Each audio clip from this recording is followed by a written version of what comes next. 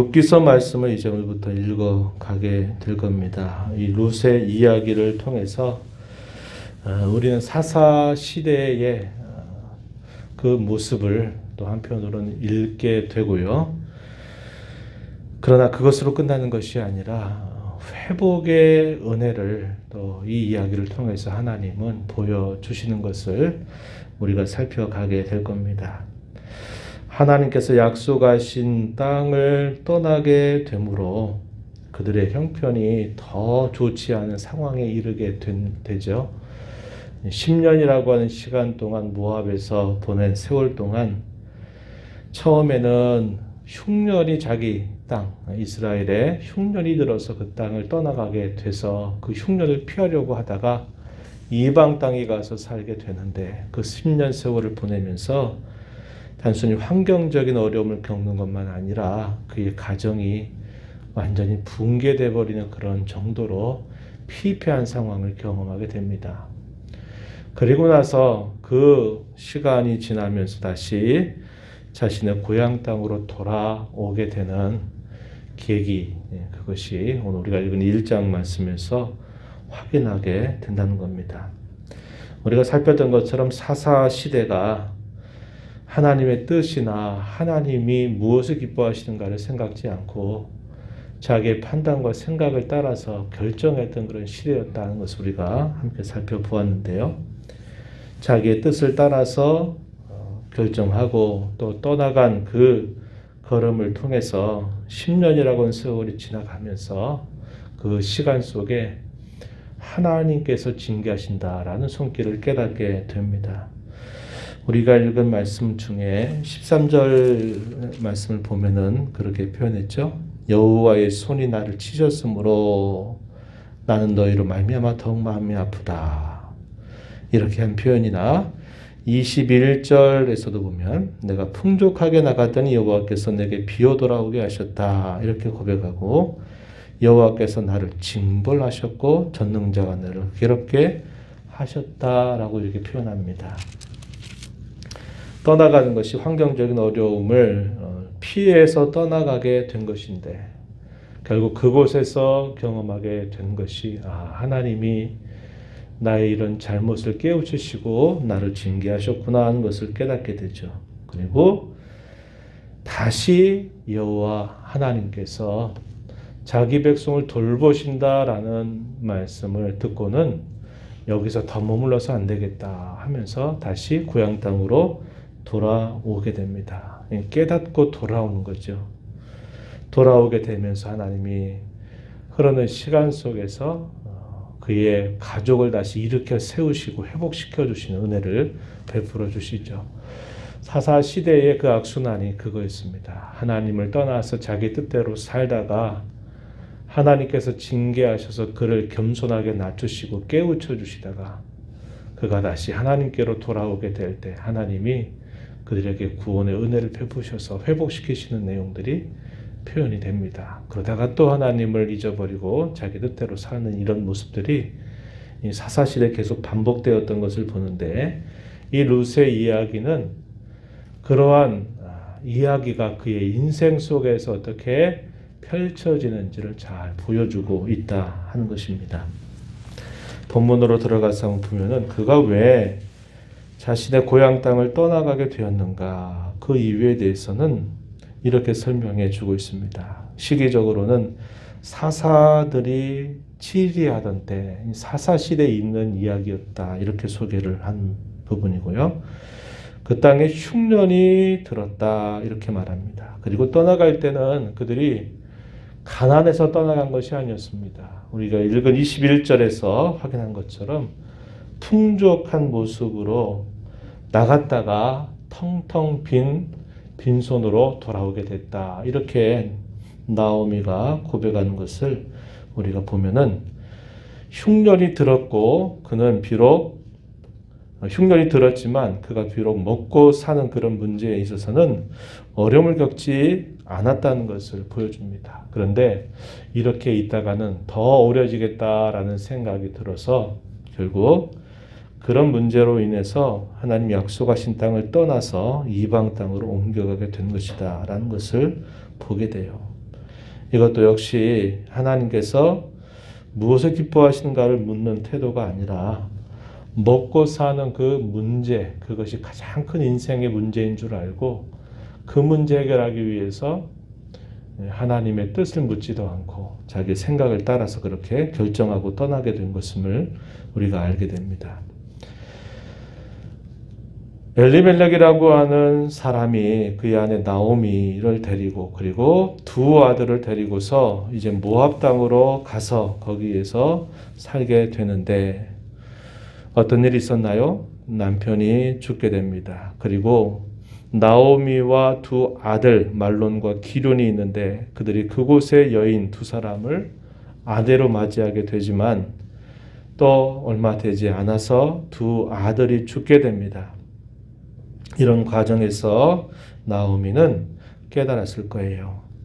하나님께서 그에게 징계하신다고 하는 사실, 그들의 결정이 바른 결정이 아니었다는 것을 깨닫게 되면서 그의 마음을 낮추셨을 것입니다.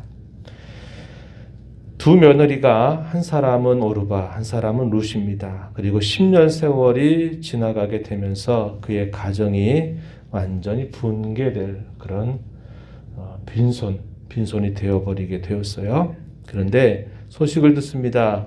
여호와 하나님께서 자기 백성들을 돌보셔서 자기의 고향 땅에 먹을거리가 충분하게 생겼다, 풍년이 되었다라는 소식을 듣고서는 이제 나오미가 안 되겠다, 내가 여기서 더 살아서 안 되겠다 생각하고는 이제 자기의 고향 땅으로 다시 돌아올 결정을 하게 됩니다. 그러면서 두 며느리와 나누는 대화의 이야기 속에서 몇 차례 대화가 이어지게 되면서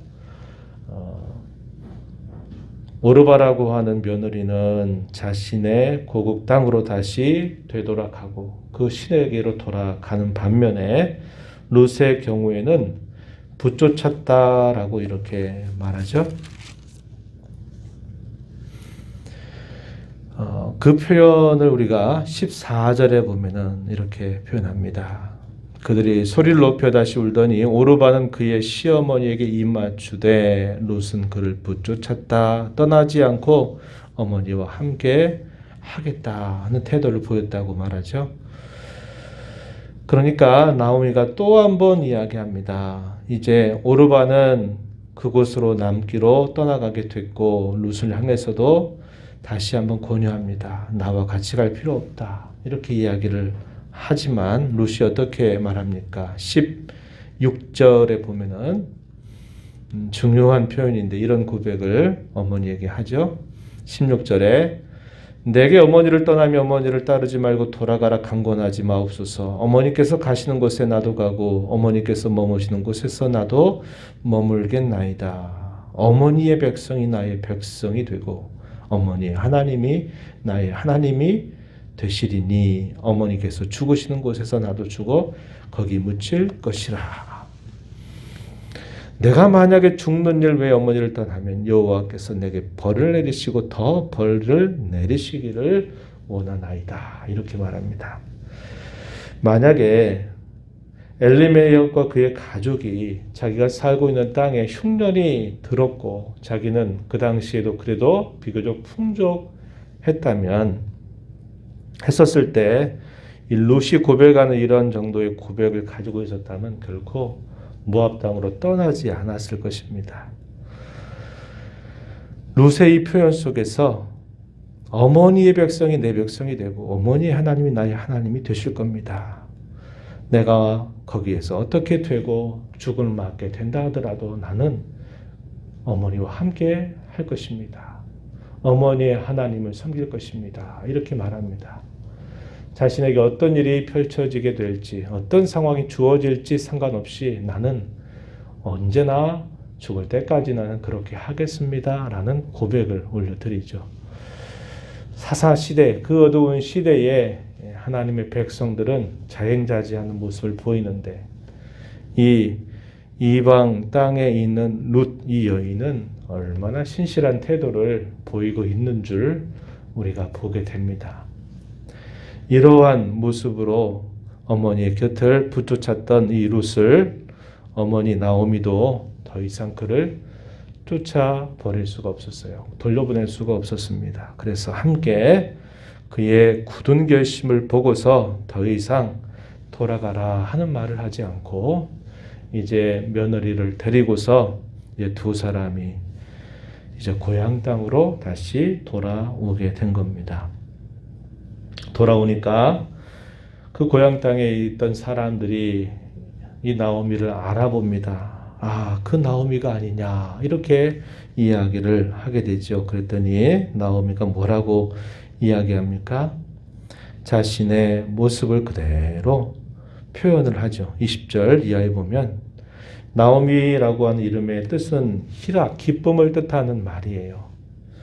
나를 더 이상 나오미라고 부르지 말고 나를 차라리 마라라고 불러라 이렇게 이야기합니다. 마라의 쓴물 우리 기억하죠? 이 마라라고 하는 의미는 괴로움, 고통 그것을 뜻하는 말입니다. 나를 나오미라고 부르지 말고 나를 마라라고 칭하라. 이 말은 나오미의 이 말 속에 그가 10년 세월을 보내면서 그가 겸손해졌고 그가 자신의 그런 모든 실수와 허물들을 그대로 고백하고 인정하는 모습을 보여줍니다. 뭐라고 고백했는지 우리가 아까 읽었던 21절에 보니까 풍족하게 나갔더니 여호와께서 나에게 피어 돌아오게 하셨다. 이게 하나님께서 은혜를 베푸시는 시작입니다. 우리가 살피는 것처럼 겸손해지고 낮추어지는 그 마음에 하나님은 언제나 은혜를 예비하고 계시다는 것을 우리는 배우게 되죠. 하나님은 그에게 은혜를 주시려고 그의 교만하고 무뎌진 마음을 깨뜨리고 그를 환경을 바꾸셔서라도 그를 낮추시는 일을 하나님 하셔요. 그리고 낮아진 마음에 겸손한 골짜기에 마치 물이 흘러내리듯이 은혜의 강물이 흘러넘치도록 하나님은 그 백성들에게 늘 은혜를 베푸신다는 것을 보게 되죠. 그래서 그는 그렇게 고백하게 되면서 그가 돌아온 때가 언제냐? 보리 추수 시작할 즈음에 베들레헴에 이르렀다. 이렇게 이야기를 해주고 있습니다. 우리가 이 말씀을 보면서 몇 가지 생각을 합니다.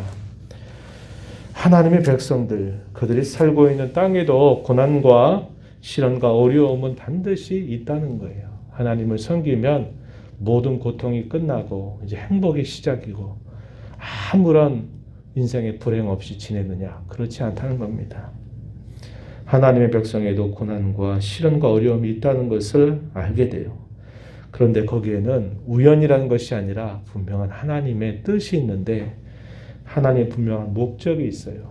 그걸 통해서 자기 백성들을 어떻게든지 하나님께서 가까이 하시려고 그들에게 은혜를 주시려고 일시적으로 그들에게 시련과 어려움과 고통을 안겨주시기도 하신다는 것을 우리는 잊지 말아야 합니다.